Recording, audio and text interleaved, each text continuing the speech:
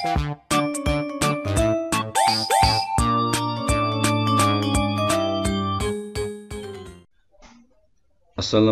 warahmatullahi wabarakatuh. Halo rekan-rekan semuanya, jumpa lagi bersama saya Dede Lesmana. Pada kesempatan ini saya akan membahas terkait uji heteroskedastisitas dengan menggunakan uji Glaser di SPSS. Uji Glaser ini pertama kali dikembangkan oleh Herbert Glaser pada tahun 1969. Beliau merupakan seorang ekonom dari Belgia. Jika rekan-rekan semua suka dengan video pembelajaran statistik ini, silakan support dengan cara klik like, share jika bermanfaat, subscribe, serta nyalakan lonceng notifikasinya agar tidak ketinggalan dengan video dan informasi pembelajaran menarik lainnya. Terima kasih. Sebelum kita akan membahas uji Glaser, maka terlebih dahulu kita perlu untuk mengetahui apa itu uji heteroskedastisitas. Uji heteroskedastisitas ini merupakan bagian daripada uji asumsi klasik dalam analisis regresi linear. Uji heteroskedastisitas bertujuan untuk mengetahui apakah dalam model regresi linear terdapat ketidaksamaan varian dari residual pengamatan satu ke pengamatan lainnya.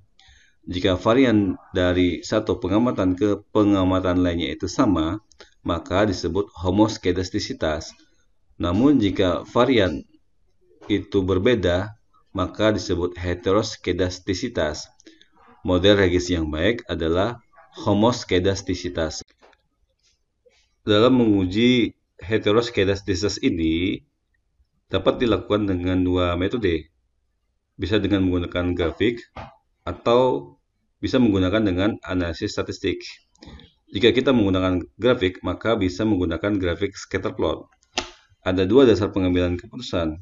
Jika ada pola tertentu seperti titik-titik yang ada membentuk pola tertentu yang teratur, seperti bergelombang, melebur, kemudian menyempit, maka hal tersebut dapat diindikasikan telah terjadi gejala heteroskedastisitas. Jika tidak terdapat pola yang jelas dan titik-titik menyebar di atas dan di bawah pada nilai atau angka 0 di sumbu Y, maka tidak terjadi heteroskedastisitas. Ketika kita menggunakan analisis statistik, maka bisa dilihat dari nilai signifikan value-nya. Jika lebih besar di atas 0,05, maka tidak terjadi heteroskedastisitas.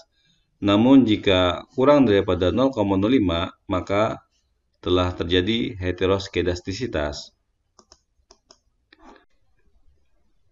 Uji Glaser ini dilakukan dengan meregresikan semua variabel bebas atau independen ke nilai absolut residual. Jika terdapat pengaruh signifikan dari variabel independen ke nilai absolut residual, maka model tersebut terjadi gejala atau masalah heteroskedastisitas. Ini merupakan persamaan dari uji Glaser ya.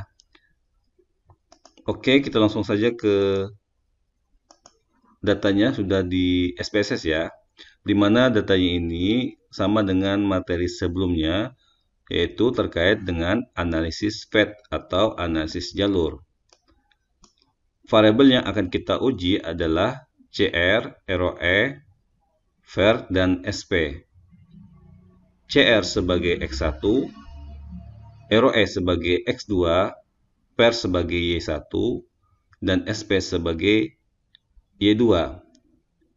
Karena datanya ini tidak normal, maka dilakukan transformasi dengan menggunakan ln atau logaritma natural. Makanya terdapat variabel baru, yaitu ln x1, ln x2, ln y1, dan ln y2. Oke, kita langsung saja ke menu Analyze, kemudian klik Regression, kemudian kita klik Linear. Nah, jika kita lihat dulu ya, CR, ROE, masukkan ke variabel independen, kemudian VER kita masukkan ke variabel dependen. Klik item statistik, kemudian coordinate diagnostic, Dubbing Ocean, klik continue, klik float, jet float kita masukkan ke X, extract kita masukkan ke Y, standardized residual plot, checklist histogram, dan normal probability plot. Klik continue, emittent code-nya kita masukkan ke case label, kemudian klik OK. Nah, kita langsung saja ke chart-nya. Nah, di sini terjadi gejala heteroskedastisitas ya, di mana plot-plotnya ini menyempit seperti itu, seperti terdapat pola-pola tertentu. Oleh sebab itu, maka kita bisa melakukan alternatif lain dengan menggunakan uji Gleaser. Oke. Cara yang akan kita lakukan adalah kita akan membuat nilai absolute residual. Klik aja di outputnya ini, klik linear regression. Nah, sini kita reset dulu. CR, ROE, input ke independent, var, kita input ke dependent. Kemudian klik item save pada residual, checklist unstandardized, kemudian klik continue. Oke. Maka terdapat variabel baru ya, res 1.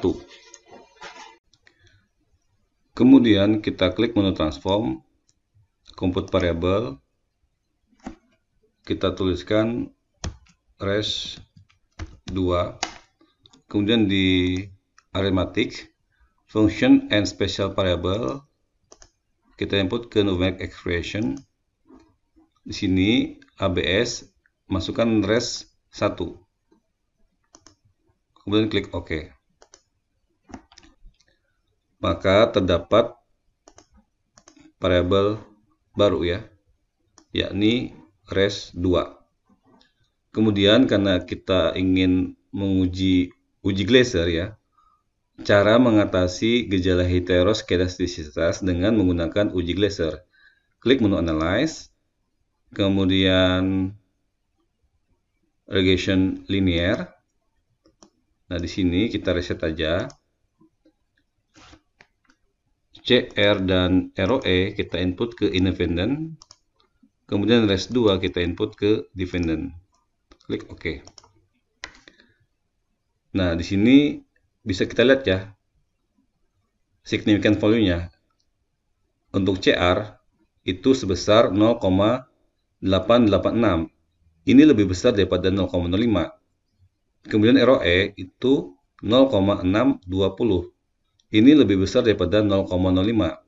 Jadi dapat disimpulkan tidak terjadi masalah heteroskedastisitas.